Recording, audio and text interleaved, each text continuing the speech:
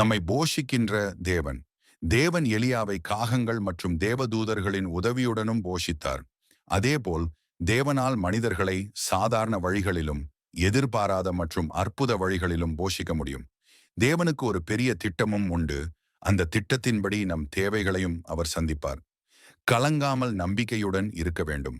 தேவனால் நமக்கு தேவையாக இருப்பவற்றை எதிர்பாராத வழிகள் மூலமாகவும் அற்புதங்கள் மூலமாகவும் போஷிக்க முடியும். சில நேரங்களில் தேவன் நம்மை அற்புதங்கள் நிகழ வழிகாட்டும் கீழ்ப்படிதலை எதிர்பார்க்கலாம். ஒரு ராஜாக்கள் 17:4-6 வரை, அந்த ஆற்றின் தண்ணீரை குடிப்பாய், அங்கே உன்னை போஷிக்க காகங்களுக்கு கட்டளையிடுவேன் என்றார். அவன் போய் கர்த்தருடைய வார்த்தையின்படியே யோர்தானுக்கு நேராயிருக்கிற கேரீத் ஆற்றண்டையிலே தங்கியிருந்தான். காகங்கள் அவனுக்கு விடியற் காலத்தில் அப்பமும் இறைச்சியும், சாயங்காலத்தில் அப்பமும் இறைச்சியும் கொண்டு வந்தது. தாகத்திற்கு அந்த ஆற்றின் தண்ணீரை குடித்தான்.